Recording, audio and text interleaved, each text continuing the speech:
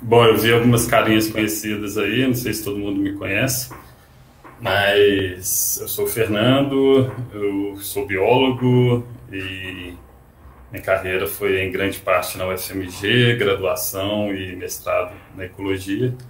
Aí depois eu fui fazer doutorado lá em Goiânia com o Rafael Loyola, na UFG, que influenciou pra caramba o que eu tenho feito atualmente e parte aí dos trabalhos que eu vou mostrar hoje. E mais o que? Tenho seguido aí nessa linha de serviços ecosistêmicos desde a graduação, mestrado, que foi com o Geraldinho. E aí, depois de Goiânia, nós voltamos aqui para BH e atualmente eu faço pós-doc também com o Geraldinho e recentemente comecei a trabalhar numa empresa que a gente está montando uma base de dados de serviços ecossistêmicos e biodiversidade para o Cerrado. Depois a gente pode trocar ideias sobre isso também. Minha apresentação hoje é basicamente uma boa parte do que eu fiz lá em Goiânia sobre serviços ecossistêmicos, análises espaciais voltadas aí para conservação e também uma parte conceitual aí no início. E fique à vontade para me interromper, tá, gente? Para perguntar coisas no meio da fala, é até legal trocar ideia, fazer comentários, para eu não ficar falando o tempo todo, senão fica chato para vocês também. Mas o que eu pensei hoje, eu já tinha aí os slides, essa apresentação montada, e eu acho que pensei que podia caber bem aí para essa apresentação hoje também. Mas eu pretendo falar um pouco sobre o conceito de serviços ecossistêmicos, como que serviço ecossistêmico tem influenciado no discurso conservacionista nos últimos anos e décadas, oportunidades e desafios que abordagens baseadas em serviços ecossistêmicos trazem para a conservação, e aí dois estudos, um sobre os impactos do cumprimento do Código Florestal, tanto na biodiversidade como em serviços ecossistêmicos, e um outro estudo sobre a efetividade das unidades de conservação em terras indígenas em representar serviços ecossistêmicos. Fê, eu acho que tá travado. Não sei se tá para todo mundo, mas tá travado para mim. Que eu não... Esse é o teu segundo slide, né? E não tá em tela cheia. Tá, eu acabei de tirar a tela cheia. Eu acho que eu vou desligar meu vídeo, então, ver se melhora. Isso, eu também vou. Mas deu para ouvir o que eu falei, mais ou menos? Sim. Uhum. Não, deu para ouvir, sim. Essa tava travada. Eu descobri porque a Leila falou. Travado o slide. Mas não tá em apresentação cheia. Tela cheia. E agora, está? Ainda não. Ainda não tá em tela cheia, não. Vou parar e compartilhar novamente. Uhum.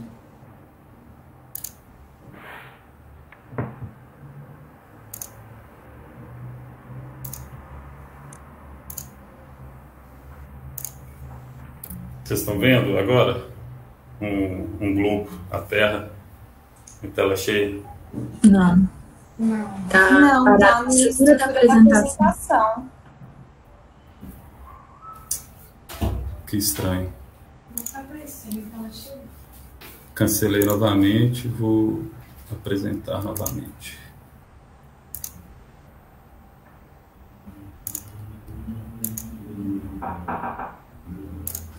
Às vezes é por causa daquele negócio de seleção. Ah, agora deu. Já vi que deu. Agora carregou? Agora tá em tela cheia. Agora foi. Ah, beleza. Qualquer coisa vocês avisam, então, tá? Parece que tá dando algum conflito, não sei.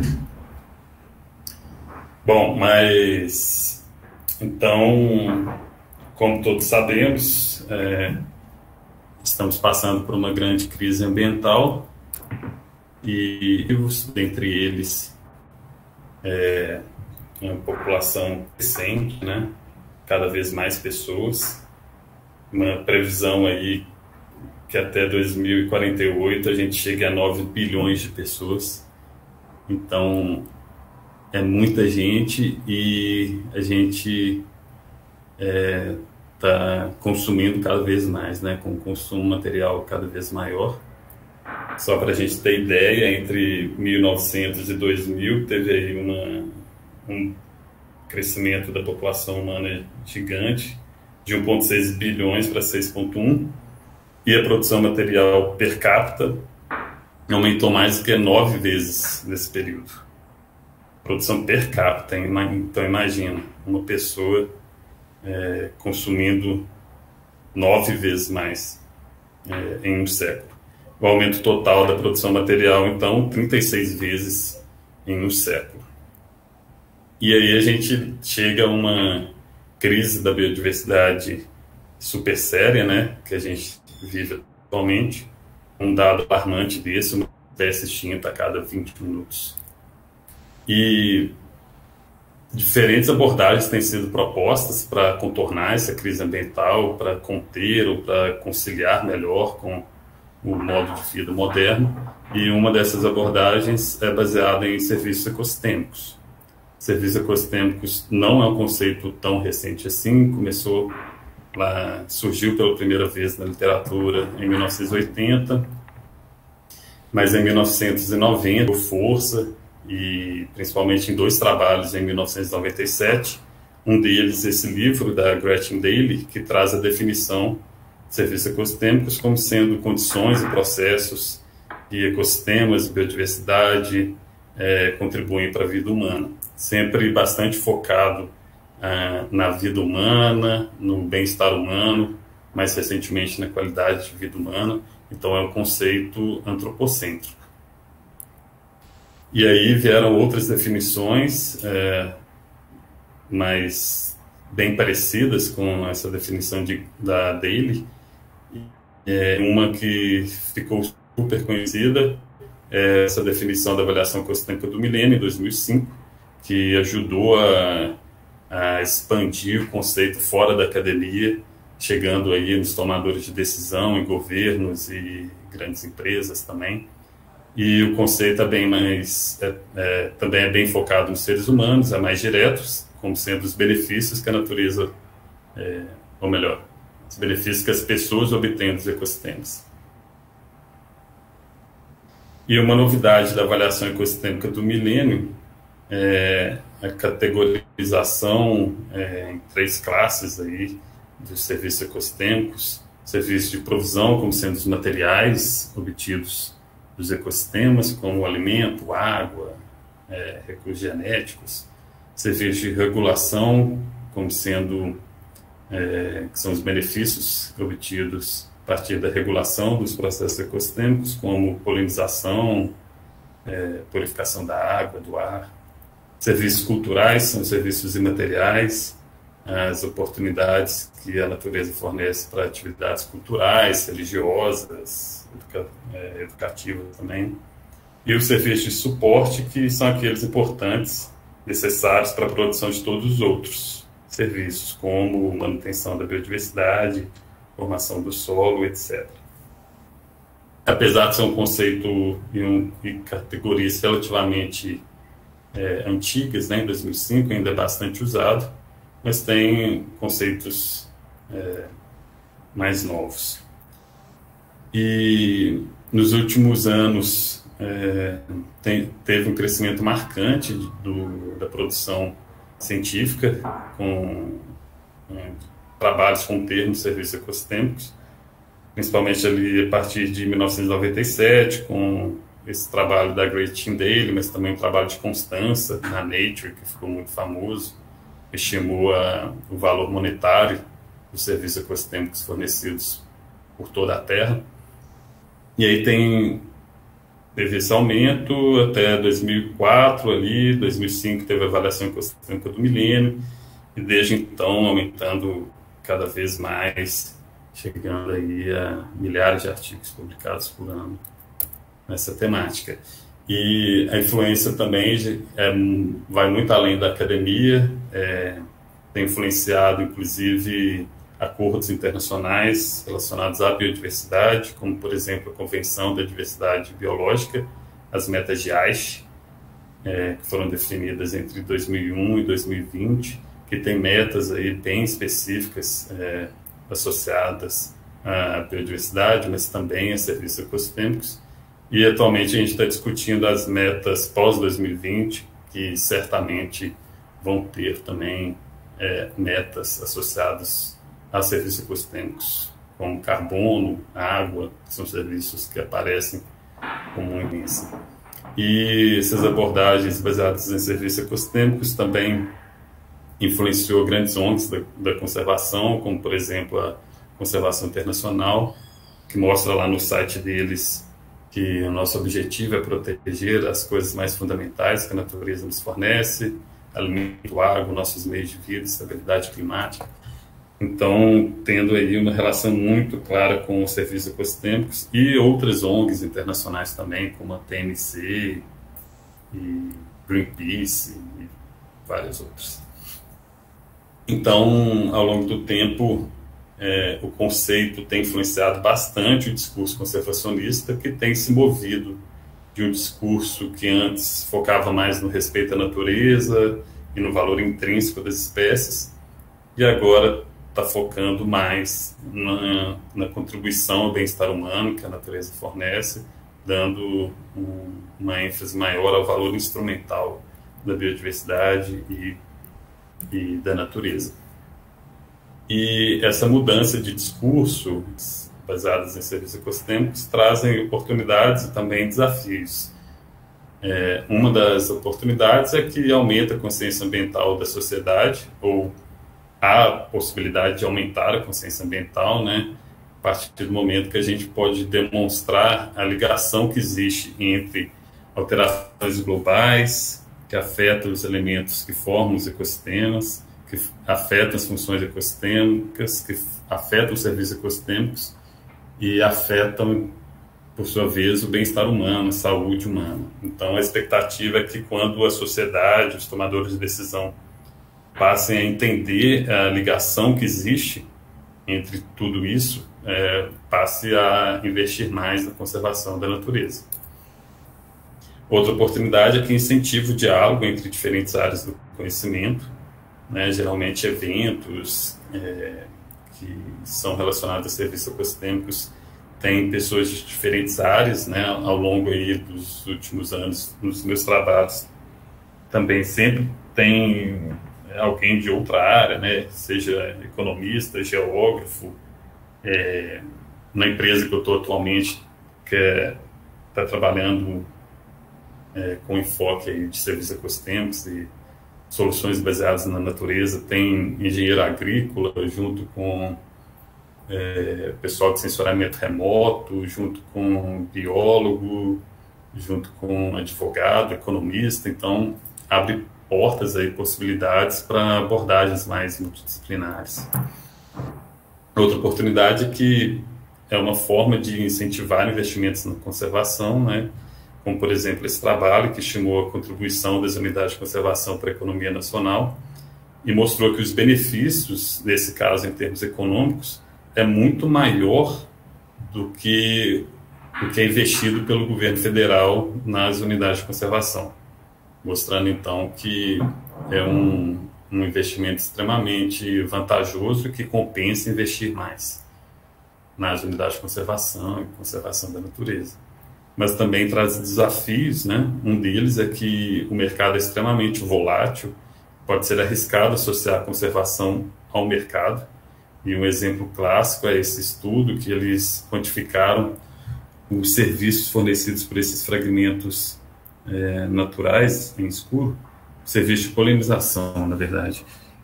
E aqui era uma plantação de café. E mostraram que esses fragmentos fornecem, esses dois fragmentos, A e B, fornecem cerca de $60 mil por ano em termos de serviço de polinização. Mas, tempos depois, eles substituíram o café pela plantação de abacaxi, que não precisa de polinizadores. Então, esse incentivo econômico focado na polinização simplesmente acabou. Então, esse é um dos riscos associado a essa abordagem, se for baseado em apenas um serviço ecossistêmico e algo muito associado ao mercado. Um outro desafio é que pode enviesar os esforços de conservação. Pode ser que a gente invista apenas ou muito mais em espécies com funções conhecidas, como, por exemplo, polinizadores ou mesmo espécies carismáticas que têm um valor cultural muito elevado, deixando assim de lado outras espécies que podem ser super importantes para o funcionamento dos ecossistemas. E então, sabendo que a natureza fornece uma série de benefícios, é importante, faz sentido, ter políticas ambientais que sejam eficientes, efetivas para conservar biodiversidade, mas também serviços ecossistêmicos. Pensando nisso, em um dos capítulos do meu doutorado, eu avaliei a efetividade das unidades de conservação em representar biodiversidade e serviços ecossistêmicos no Cerrado. A gente sabe que unidades de conservação são efetivas para conter o desmatamento, por exemplo, já tem alguns estudos que mostram isso, mas a gente não sabia até então qual a importância dessas unidades de conservação em representar serviços ecossistêmicos e biodiversidade como um todo, com uma análise mais geral para um bioma como um todo. E o foco foi o Cerrado, a gente sabe, né, que é uma região extremamente prioritária para a conservação, é a savana tropical mais biodiversa do mundo, fornece água para todas as regiões do Brasil, inclusive para outros países, e é o bioma brasileiro com a maior taxa de desmatamento. Então, nós mapeamos 5 serviços ecossistêmicos e também usamos bases de dados para considerar a distribuição de espécies de plantas ameaçadas e espécies de vertebrados ameaçados. Dando uma passada bem rápida assim, nas bases de dados, esses 3 serviços aqui de cima, provisão de água, retenção de nutrientes, retenção de sedimento, eu mapeei com o INVEST, que é um programa que faz mapeamento, modelagem de serviços ecossistêmicos. Você coloca um tanto de base de dados lá dentro, cada serviço tem suas bases de dados específicas, são dados um pouco chatinho para conseguir, mas aí você coloca lá dentro e consegue gerar esses mapas de provisão de serviços ecossistêmicos. Eu considerei esses 3 modelos dentro do INVEST, e lá dentro tem outros modelos que também podem ser usados. E aí, para estoque de carbono, usei carbono acima do solo, do Imaflora, e carbono abaixo do solo, da Embrapa. Não, desculpa. Carbono no solo, carbono orgânico no solo, base de dados da Embrapa, e acima do solo e abaixo do solo, do Imaflora, na vegetação. Produtividade primária do produto aí do satélite MODES, que é disponível lá, disponibilizado pelo APIG da UFV, e dados do CNC-FLORA para espécies de plantas ameaçadas e polígonos da IUCN para espécies ameaçadas de vertebrado. Incluí também nas análises terras indígenas. Também tem trabalhos que mostram que terras indígenas são super eficientes para conter o desmatamento no Cerrado, mas a gente não sabe muito bem se elas são efetivas para representar a biodiversidade de serviços ecossistêmicos, ou se elas estão localizadas em locais que são importantes para a biodiversidade, que são importantes para serviços ecossistêmicos. Então, a gente mapeou as unidades de conservação do Cerrado. Esse aqui é o limite, né, do bioma. Unidade de conservação em verde e terras indígenas em marrom. E criamos um modelo de eleitorização em que a gente pega cada reserva e define 1000 posições aleatórias para cada reserva, mantendo o mesmo tamanho, forma e orientação, e calcula quanto de biodiversidade, quanto de serviço ecossistêmico que tem dentro dessa reserva. Estou chamando reserva aqui tanto unidade de conservação como terra indígena. E aí, comparando o quanto tem dentro da reserva, de onde ela existe realmente, com o quanto tem dentro desses locais aleatórios, a gente definiu 4 categorias de efetividade. Então, comparando aí o valor observado com valores das posições aleatórias. Dividimos, então, em altamente inefetivo, inefetivo, efetivo ou altamente efetivo. Altamente efetivo quer dizer que o valor observado é maior que 75% dos valores aleatórios, daquelas 1000 posições aleatórias. E aí, calculamos a porcentagem de reservas em cada categoria, né? Considerando aqui as unidades de conservação e as terras indígenas, aqui um exemplo de produção de água. E encontramos que mais de 50% das unidades de conservação, por exemplo, são efetivas ou altamente efetivas, o que é um valor bastante alto. Aí a gente comparou para todos os serviços ecossistêmicos e também para a biodiversidade, né, para plantas e animais ameaçados. O que a gente encontrou é que mais de 50% das unidades de conservação são efetivas ou altamente efetivas para praticamente todos os atributos de conservação que a gente avaliou, menos produtividade primária, mostrando que as unidades de conservação estão localizadas em lugares importantes, né, para a provisão desses serviços ecossistêmicos e também para plantas e vertebrados ameaçados. Avaliando terras indígenas, a gente encontrou que também para 4 atributos de conservação, teve mais de 50% delas efetivas ou altamente efetivas. O que, de certa forma, foi surpreendente, porque as terras indígenas não são criadas pensando em serviços ecossistêmicos ou em biodiversidade, né? Claro que é por oportunidade política, mas também pensando aí em áreas importantes para as populações indígenas. E para entender melhor também, a gente calculou qual que é a quantidade de serviço ecossistêmico e de biodiversidade incluída em toda a rede de unidade de conservação e em toda a rede de terras indígenas. Calculamos a porcentagem de cada serviço e da biodiversidade representado pelas reservas em relação ao cerrado e comparamos com a área do cerrado que as UCs e as terras indígenas ocupam.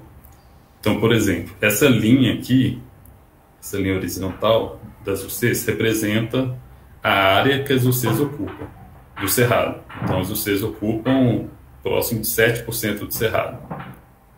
E a barra representa a porcentagem do serviço ecossistêmico do cerrado que está dentro da rede de UCs. Então, nesse caso aqui, produção de água tem próximo de 17% da produção de água do cerrado dentro das UCs. Se o valor da barra está acima da linha horizontal, quer dizer que tem mais serviço do que o esperado pela área. Me falem se não deu para entender. Mas o que o gráfico demonstra é que para água, para sedimento, retenção de sedimento, para espécies de planta ameaçadas, para vertebrados ameaçados, tem mais atributo de conservação dentro das reservas do que o esperado pela área de todas as reservas, de todas as UCs, nesse caso. E para a terra indígena, tem mais água, carbono e vertebrados ameaçados do que o esperado pela área.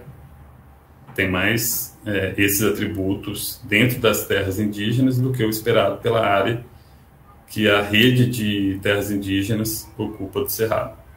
Reforçando que tanto o ser como terra indígena são muito importantes para representar e para conservar serviços ecossistêmicos e biodiversidade, mostrando também que a unidade de conservação tem um desempenho superior às terras indígenas.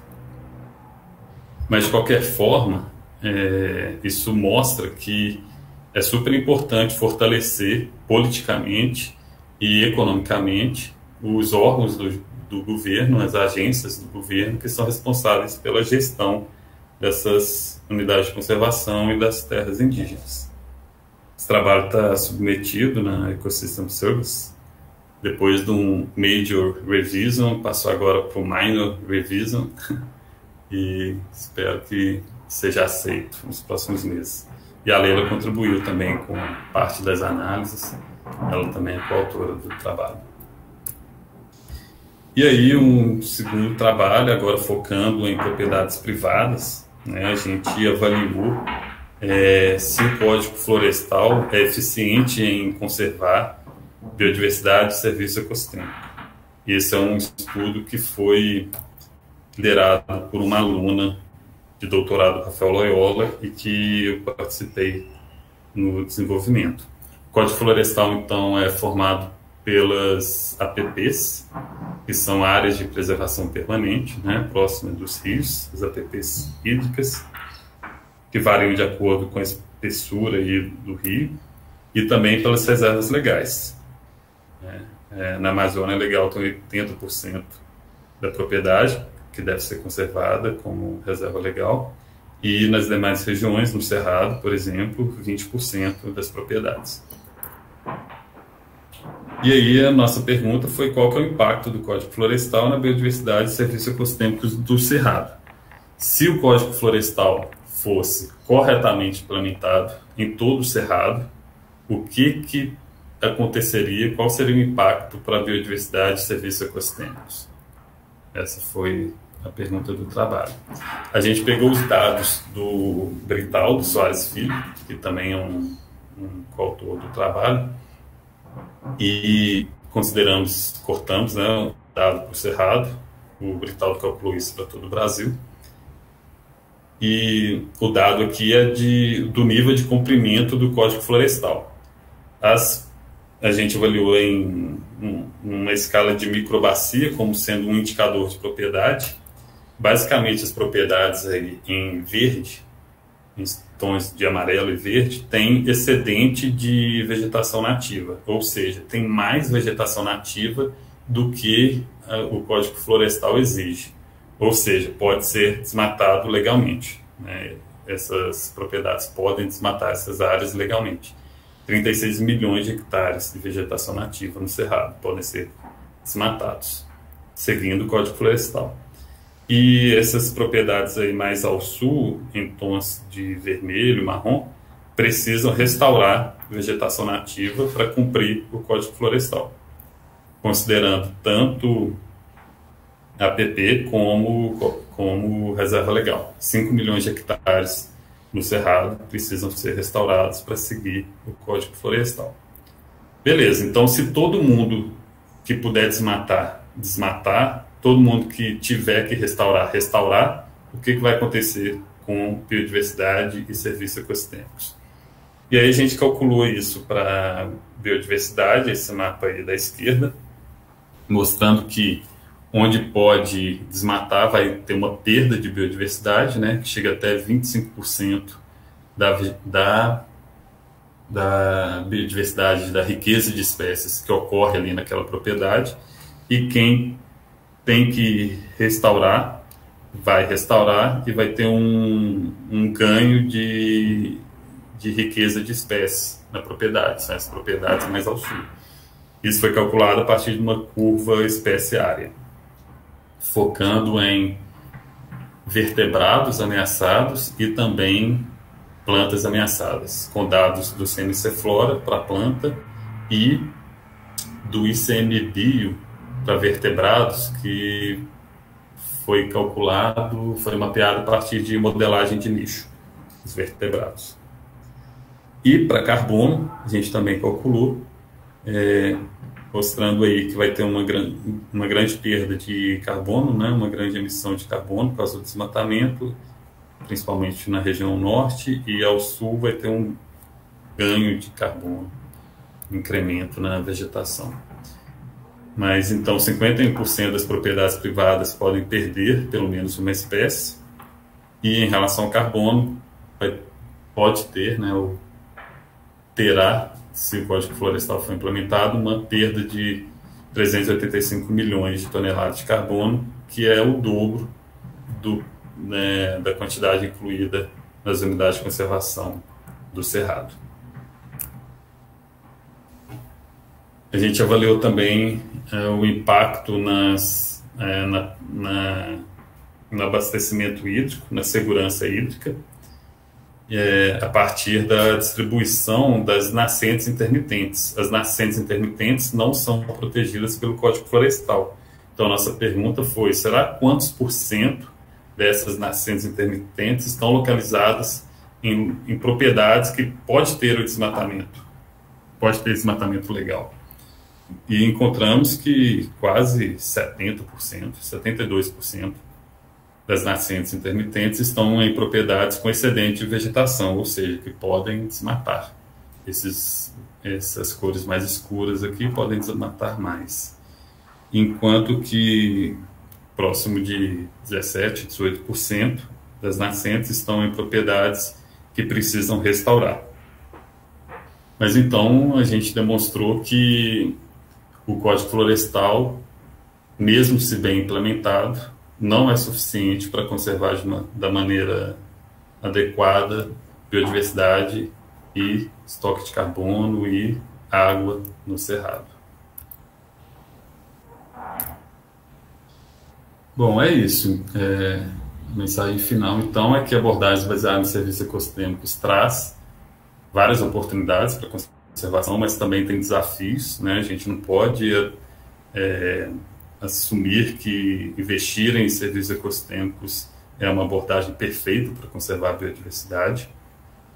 Uma grande proporção de unidades de conservação em terras indígenas no Cerrado são eficientes para representar serviços ecossistêmicos e biodiversidade. Elas estão localizadas em locais importantes. E o Código Florestal não é suficiente para garantir conservação de biodiversidade e serviços ecossistêmicos no Cerrado. Então, a gente precisa de políticas mais eficientes para conservar esses atributos de conservação, principalmente em propriedades privadas. É isso, gente. Esses aí são meus orientadores. Uma parte eu desenvolvi no Canadá, na parte do doutorado. Esses são alguns colaboradores, pessoal aí que eu tenho que agradecer, que são coautores desses trabalhos. Estou à disposição para conversar. Bacana, Fernando. Muito obrigado pela apresentação.